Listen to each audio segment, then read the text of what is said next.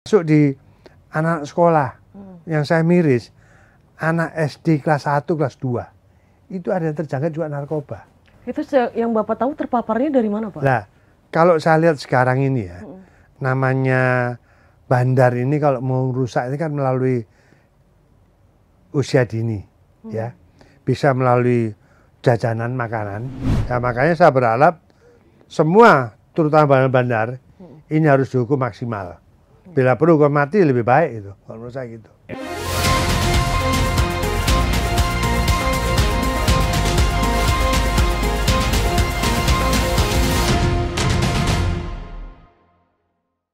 Dr. Freddy Purnomo, SHMH, adalah sosok yang dikenal luas di dunia hukum, politik, dan pendidikan di Jawa Timur. Lulus sarjana di Fakultas Hukum Universitas Surabaya, beliau melanjutkan studi magister dan doktor di Fakultas Hukum Universitas Airlangga.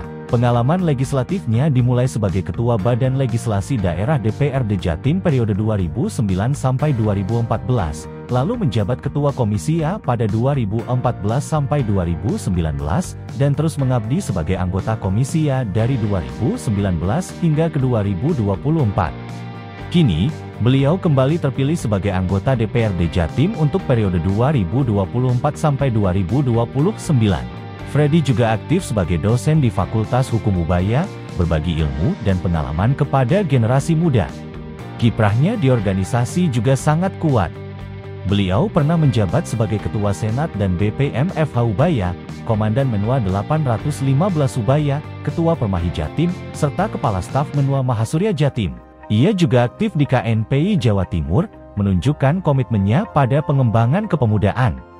Dengan latar belakang yang kuat di akademik, legislatif, dan organisasi, Dr. Freddy Purnomo terus menjadi figur penting dalam pembangunan hukum dan masyarakat Jawa Timur.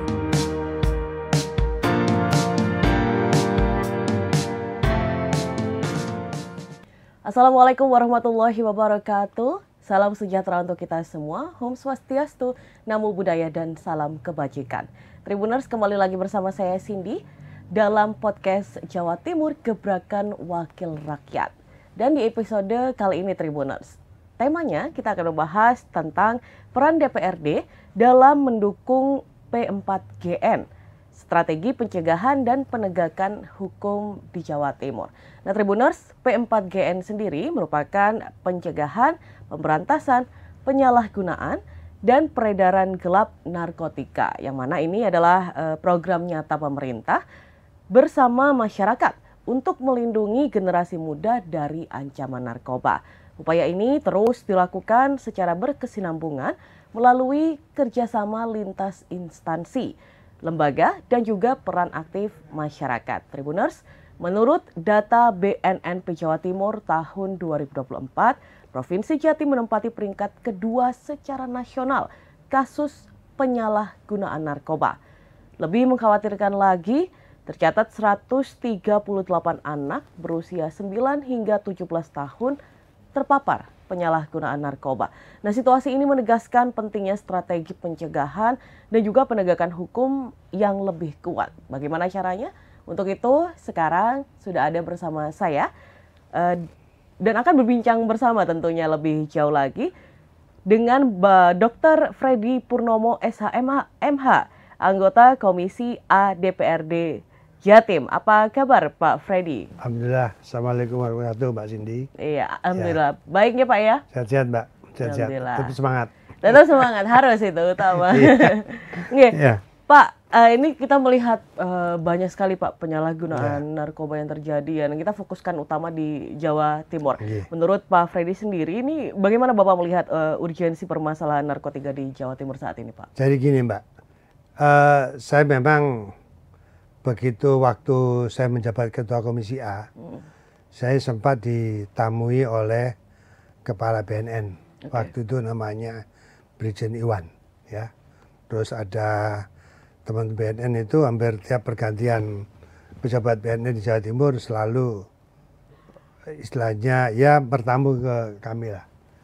Begitu saya mendengar cerita, saya agak miris. Jawa Timur ini termasuk penyalahgunaan narkotika secara nasional benar, terbesar nomor 2. dulu sempat dipegang oleh Jawa Barat nomor 1. Terus sekarang bergeser ke Sumatera Utara. Lah, Jawa Timur tetap peringkat kedua.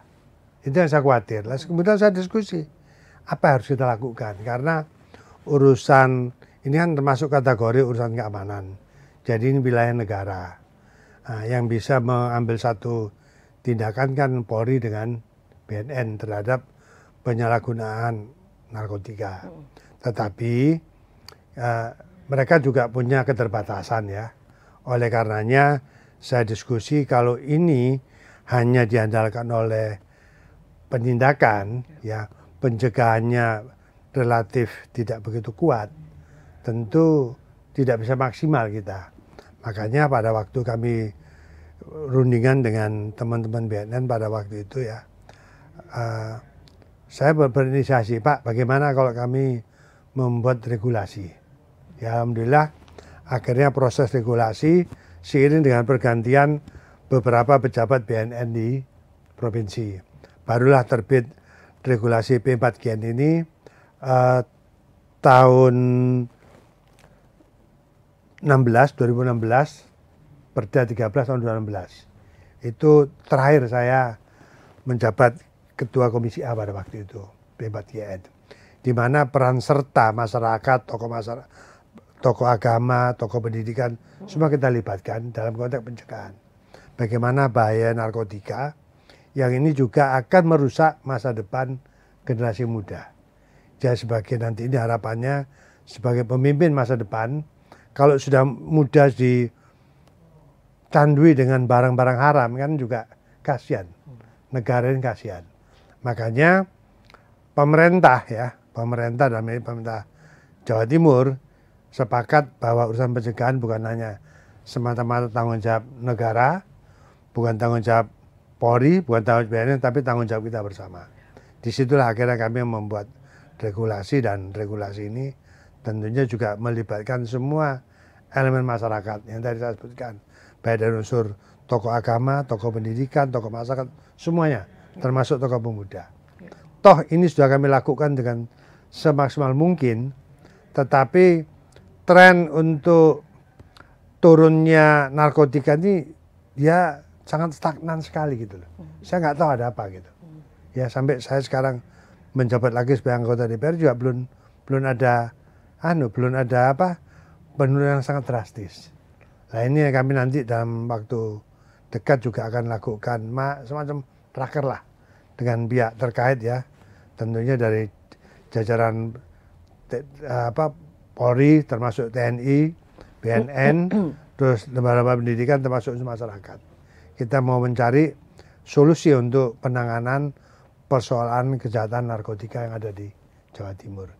Itu Mbak. Oke, Pak, tadi sudah disebutkan bahwa P4GN itu berarti salah satu dukungan dari DPRD Jatim ya Pak untuk menekan ini. Nah, mungkin bisa dijelaskan lebih lanjut Pak tentang P4GN ini seperti apa bentuk dukungannya? Jadi gini, tentunya kita menyadari ya, bentuknya itu ada beberapa hal ya terkait dengan kebijakan. Ya saya melihat bahwa Polri dalam ini Polda ini kan termasuk dalam jajaran Forkompimda. Ya tentunya pemerintah logosnya ada Jawa Timur, kita harus kolaborasi. Nah kolaborasi itu tentunya dari berbagai aspek. Salah satu juga pemerintah provinsi di bawah kendali gubernur sebagai ketua Forkompimda Jawa Timur melakukan semacam sinergitas dengan semua jajaran terkait ya, termasuk dukungan finansial ya, termasuk fasilitas lain yang sekiranya ini bisa dicukupi melalui APBD provinsi. Ya ini kita sangat transparan.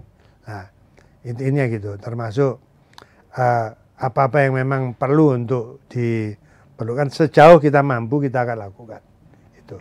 Jadi yang jelas intensitas koordinasi ini tetap kita jalankan ya, terutama dengan jumlah yang sudah sangat besar ya, apalagi hunian di lembaga pemasarakatan ini terbanyak itu adalah napi narkotika. Ya ini data saya yang lama ya. Ada sekitar 17.000 ya, 194 orang ya. bandar ada 12.360, terus sedangkan pengguna ada 4.834. Wow. Nah, tetapi sesuai dengan kebijakan daripada negara, kategori pengguna ini belum bisa dikatakan dia itu apa istilahnya pelanggaran ya, kecuali bandar ya, penjual itu terus gunakan, ya itu jelas itu pelaku pidana. Nah, tetapi pengguna ini dalam kategori dia korban. Makanya tidak semua yang pengguna ini harus melalui proses hukum. Ada namanya panti rehabilitasi.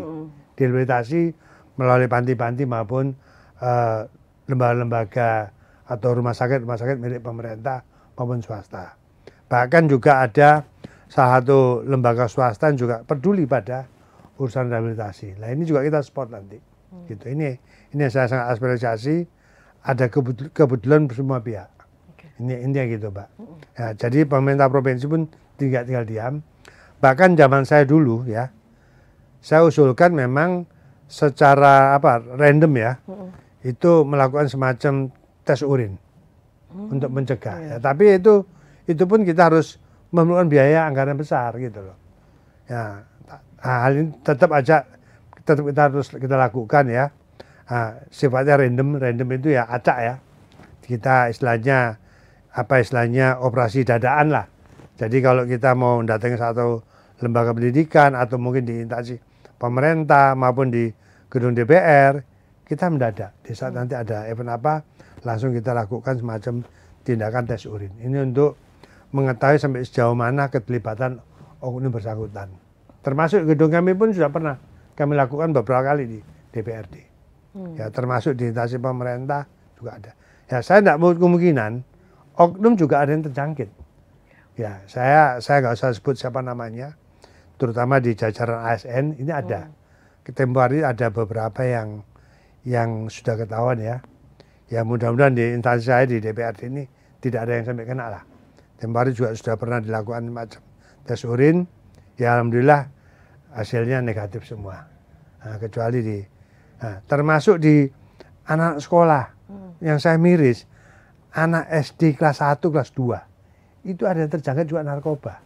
Itu yang Bapak tahu terpaparnya dari mana, Pak? Nah, kalau saya lihat sekarang ini ya, namanya bandar ini kalau mau rusak ini kan melalui usia dini, ya, bisa melalui jajanan makanan. Ya dulu ada ditemukan, gitu ya, dari teman-teman BNN Kota Surabaya dulu pernah menemukan, saya nggak usah sebutkan di sekolah mana, pada waktu dia melakukan semacam sidak di pedagang asongan kayak makanan sama minuman dan jualan permen, diketahui dalam bentuk permen. Nah itu permen. Nah situ akhirnya sudah ditertibkan. Nah ini tidak kemungkinan juga akan terjadi.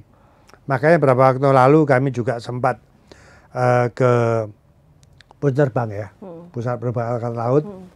Beberapa waktu lalu juga dari jajaran TNI Laut di Juanda nemukan pada waktu ada kiriman paket dari luar negeri ya, yang ditujukan kepada salah satu warga yang ada di Sidoarjo.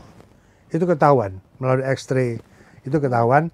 Nah setelah ditelusuri, nama ini tidak ada, hanya nama samaran buatan aja. Nama palsu aja gitu loh. Nggak ditemukan. Ini sampai sejauh itu. Makanya kami dari pemerintah provinsi dengan instansi terkait tidak pernah tinggal diam untuk menghadapi problematika tentang masalah kejahatan narkotika.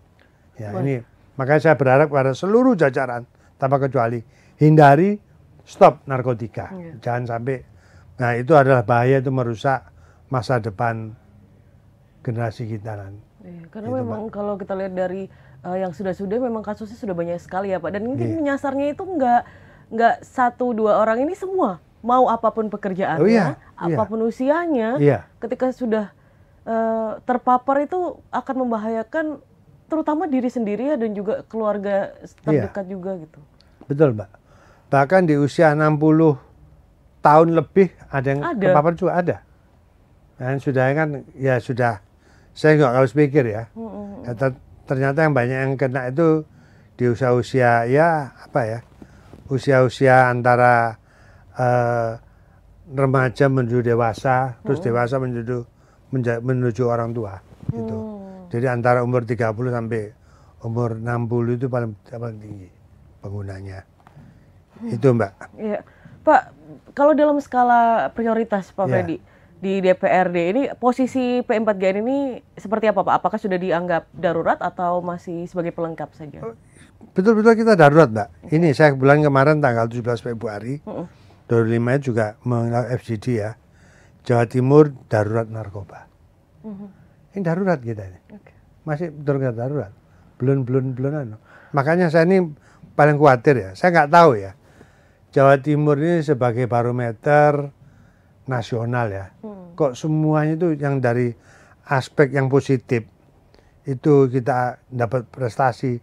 Yang jelek pun kita ada gitu loh. Jadi indeks kejahatan narkotika ini termasuk tertinggi nomor 2. Indeks kejahatan umum, kriminal umum kita nomor 2. Indeks demokrasi sempat kita nomor 2. Ya toh.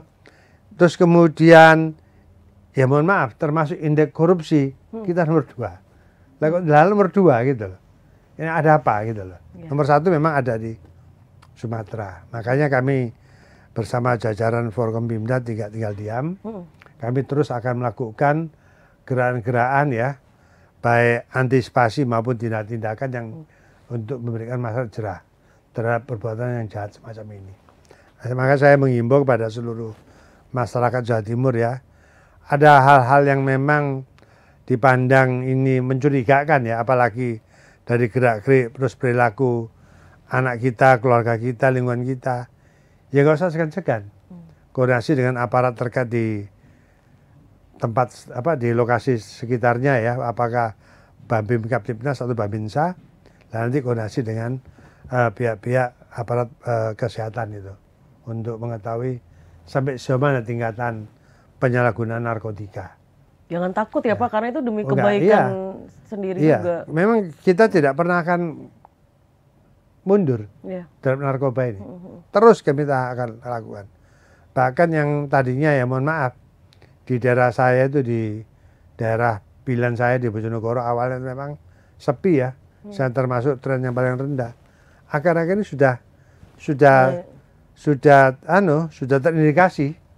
Napi di lembaga masyarakat narkoba sudah berani dia mengkonsumsi bahkan mengedarkan barang-barang haram dimaksud. Jadi sudah, makanya saya kadang-kadang nggak habis pikir ya. Ini di mana kesadarannya ya? Kesadarannya mereka loh, mohon maaf. Beberapa waktu lalu oknum pejabat, ya saya nggak sebut namanya, banyak tahu toh, seorang perwira Polri yang dulu mau masuk ke Jawa Timur ditunda. Nah, kan saya prihatin toh. Terus kemudian seorang pendidik, ya saya nggak sebutkan di Sulawesi waktu itu, seorang guru besar, ya terpapar. Jadi narkoba itu sudah nggak melihat anak muda, terus anak dewasa, tapi sudah nyerang kemana-mana gitu loh. Itu loh. Jadi mereka yang tadinya tidak mengkonsumsi narkoba, nggak tahu disuplai dari mana, akhirnya dari kecanduan. Makanya waspada dini terhadap barang-barang haram ini harus peka, gitu loh. Terutama dalam konteks lingkungan sekitar kita, keluarga, terus tempat pemukiman, tempat kita bekerja, di sekitar lembaga pendidikan ini harus kita antisipasi. Oke. Pak Freddy, kita balik lagi ke dunia pendidikan yang terpapar ini. Dari DPRD Jawa Timur, Pak, itu bagaimana mendorong integrasi pendidikan anti narkoba di sekolah dan kampus utamanya di Jawa Timur ya? Dulu gini, saya dulu zamannya Pak Kepala BNN itu sudah mengusulkan bahwa materi muatan terkait P4GN di kurikulum pendidikan. Tetapi dengan pertimbangan ini kan hanya sekedar pencegahan. Makanya tidak harus masuk dalam kurikulum, tapi di celah-celah itu guru-guru juga kita bekali dalam materi yang memberikan semacam peringatan dini kepada muridnya terkait bahaya narkoba. Itu sudah kita selipkan. Ya itu. Lah tentunya yang kita khawatir memang di dunia pendidikan ya. Anak-anak di usia-usia akil balik ini kan sangat rentan dengan godaan macam-macam. Nah, makanya saya juga sudah sampaikan pada jajaran pendidikan Diknas supaya untuk diteruskan kepada guru-guru ya, khususnya di wilayah Jawa Timur kan SMA, SMK sama pendidikan luar biasa ya. Nah, ini harus diingatkan guru-gurunya itu terkait narkoba, termasuk di jajaran pemerintah Kabupaten Kota Jawa Timur sudah kami sampaikan. Makanya kami di dalam mensosialisasikan Perda P4GN ya, Perda yang terbaru Perda 10 tahun 2022 ini, saya tidak hanya jalan pendidikan, semua lapisan, termasuk para punawirawan TNI Polri, juga saya selipkan supaya dia juga bisa memberikan motivasi terhadap lingkungan masyarakat ya, sekitarnya atau lingkungan masyarakat umumnya, termasuk dalam pendidikan, supaya bisa menyampaikan bahaya narkoba gitu. Jadi kita nggak tinggal diam. Termasuk di jajaran desa kita punya namanya istilahnya 3 kekuatan ya untuk mencegah narkoba ya. Jadi ada Babim Kaptimnas, Babinsa sama kepala desa. Ini kita harap sebagai leading sektor untuk pencegahan narkoba yang ada di wilayah mereka masing-masing. Jadi memang sangat kompleks. Kejahatan bukan hanya masalah narkoba, termasuk kejahatan lainnya yang berbau kriminal, yang membahayakan nyawa atau jiwa manusia, kita juga agak kurang-kurang. Makanya saya juga kolaborasi dengan teman-teman Pradi, dengan teman-teman paralegal, dengan teman-teman aparat desa setempat. Ini kita komunikasikan. Dan itu di semua lini ya Pak ya? Iya, sudah. Terus terutama di kalangan pondok-pondok pesantren juga kami sudah titipkan melalui tokoh-tokoh informal leader ya, para kiai, para tokoh agama untuk mengantisipasi bahaya narkoba, Pak. Oke. Pak Freddy, bagaimana pandangan Pak Freddy tentang rehabilitasi dan juga hukuman pidana bagi penyalahgunaan narkoba? Jadi gini, kita ini kan memakai sistem istilahnya kan undang-undang tentang narkotika memang diatur ya. Dalam konteks masalah sanksi pun diatur di dalam KUHP. Nah, saya juga melihat bahwa ada beberapa usulan ya. Kalau bisa orang penyalahgunaan narkoba berat ini sudah dieksekusi mati gitu loh. Tapi salah satu ada yang masih berkeberatan. Mereka manusia masih bisa diingatkan.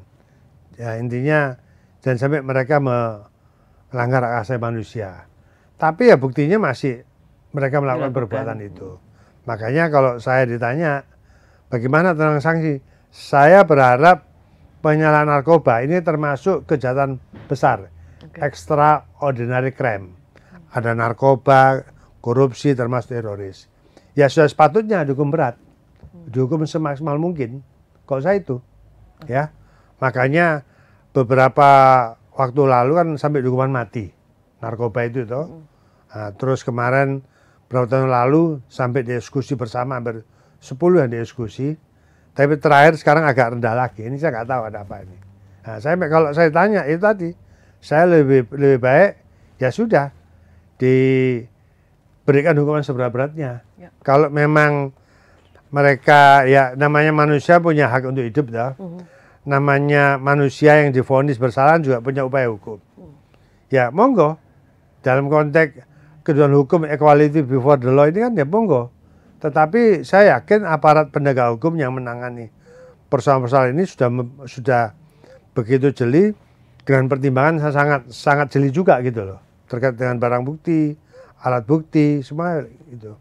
Ya makanya saya berharap semua terutama bandar-bandar ini harus dihukum maksimal. Bila perlu hukuman mati lebih baik itu, kalau menurut saya gitu. Untuk bandar, kalau untuk yang pengguna Pak? Nah, pengguna memang ini kan ada regulasi tersendiri ya. Pengguna ini nanti ada semacam tim yang akan mengidentifikasi apakah mereka ini pelaku dan pengguna. Ya, kalau dia pengguna murni, berarti dia akan direhabilitasi. Itu Mbak. Oke. Pak Freddy, ini kita kembali ke P4GN. Menurut Pak Freddy, yang dihadapi selama ini ya Pak, itu tantangan terbesarnya dari DPRD dalam mendorong implementasi P4GN ini seperti apa Pak di seluruh Jawa Timur ini? Implementasinya secara merata ya Pak, itu seperti apa tantangannya? Jadi gini, saya bukan hanya melibatkan kelompok-kelompok informal leader ya, termasuk kelompok-kelompok formal, termasuk jaringan media. Media ini juga kami harapkan juga sebagai corong kami yang bisa memberikan semacam informasi pada publik gitu. Jadi sudah berbagai cara sudah kami lakukan gitu. Tapi namanya penjahat narkotika dia selalu masih celah. Nah, makanya orang bilang ini bisnis haram yang apa ya, yang memberikan hasil sepihak buat mereka, ya tentunya merugikan untuk punya orang. Nah, makanya jaringan-jaringan sampai saya dengan jaringan TNI pun juga harus intens melakukan operasi ya, karena barang-barang haram ini dia masuknya itu kalau saya dengar dari teman-teman penegak hukum ya, baik TNI, Polri maupun BNN, dia itu selalu mencari celah kelemahan, biasanya melalui jaringan tengah laut ya, dengan melibatkan nelayan ya, nanti setelah itu nelayan yang bawa, nanti begitu cepat sekali gitu. Jadi mencari celah yang, makanya TNI AL pun juga nggak tinggal diam. Beberapa waktu lalu juga sempat menangkap salah satu kapal yang membawa bukan ratusan, jumlah ton gitu loh. Kan pernah itu. Itu yang disamarkan jadi teh itu bukan? Iya, salah satu gitu. Jadi berbagai cara, bahkan dia nyamar nanti kadang-kadang dimasukkan soalnya ikan ya, ikan yang cold storage itu ya. Iya. Di tengah ikan dikasih plastik dimasukkan. Terus kadang-kadang ya kali macam-macam. Di telapak ini sepatu dimasukkan. Jadi sudah dengan cara gitu. Tapi ya saya bersyukur sepandai mereka itu menyembunyikan barang haram, akhirnya juga sepandai aparat bisa nangkap mereka gitu. Tetapi ya belum tidak jera-jera juga gitu loh. Malah saya melihat bahwa bandar-bandar ini justru tidak menggunakan, dia hanya sebagai bisnismen untuk barang haram ini. Pure bisnis. Iya. Nah, hanya orang-orang yang dibohongin ya, sebagai guide, sebagai apa namanya, kurir. Ini yang dikorbankan. Nah, biasanya dia kalau sudah mensuplai atau mengirim barang, dia itu jaringan putus. Ini saya dengar dari teman-teman aparat. Ya, jadi dia saling menghilangkan identitas. Gitu loh. Jahat sekali ya Pak ya? Loh iya, sangat jahat sudah. Sangat jahat, sangat masif itu. Lepas tangan deh, silakan. Kalau saya bilang ini termasuk perbuatan proxy war ya, perang uras saraf ini. Jadi tidak perang fisik secara yang konvensional dulu, tapi sudah sekarang proxy war. Jadi merusak generasi melalui narkotika ini. Itu. Oke. Tadi Pak Freddy sudah membahas juga tentang P4GN. Nah, kalau menurut Pak Freddy sendiri tuh efektivitasnya itu yang sampai detik ini apa itu seperti apa Pak? Efektivitas untuk penindakan? Ya, saya tidak bisa detail ya. Ada operasi terbuka, ada operasi intelijen ya, yang dilakukan oleh teman-teman BNN maupun Polri. Tapi yang saya tahu, mereka sampai hari ini tetap bergerak terus ya, untuk merahasia daerah tertentu yang dipandang ini menjadi salah satu objek sasaran ya, atau jaringan untuk peredaran narkotika yang saya tahu ya. Jadi ya itu semua. Jadi tetap gerak gitu. Yang saya sebutkan baik rahasia terbuka maupun operasi intelijen sudah. Itu jalan. Dan saya masih sering komunikasi. Cuma kalau sudah masuk operasi saya tidak mau cawe-cawe ya. Itu karena wilayah mereka ya. Saya hanya wilayah pencegahan aja. Intinya gitu, Pak. Iya.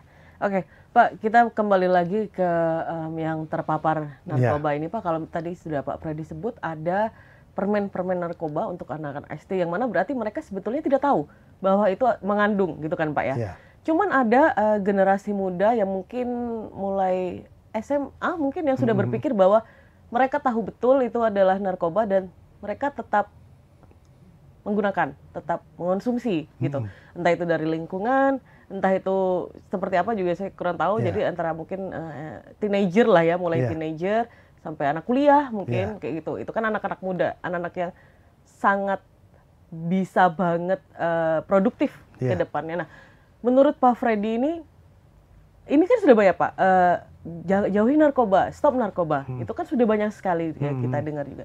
Cuman mereka tetap melakukan. Nah, pendekatannya tuh seperti apa Pak yang lebih, mungkin menurut Pak Freddy lebih efisien ini untuk orang-orang seperti ini? Jadi gini, saya sendiri ya nggak begitu tahu ya. Jadi jenis varian narkoba ini cukup banyak, cukup besar, sangat cukup beragam. Ya konon katanya untuk menenangkan pikiran atau apa ya, saya nggak tahu, saya nggak pernah nyoba-nyoba lah, ya jangan sampai lah. Nah, konon cerita begitu. Lah ini kan ya yang penting kepekaan lingkungan dari keluarga, teman ini harus kepekaan. Kalau kita menyadari bahwa narkoba ini adalah perbuatan jahat, nah kita bisa lihat sehari-hari kita bergaul dengan teman, tahu-tahu kok nyeleneh, lah patut diduga toh, ini kena apa orang ini, lah bisa-bisa nanti ke narkoba. Nah, itu bisa aja koordinasikan. Bisa koordinasi melalui keluarga. Nah, kecenderungan keluarga itu malu untuk mengajak keluarganya atau anaknya itu untuk rehabilitasi. Kalau ketahuan terindikasi narkotika, sebenarnya tidak usah.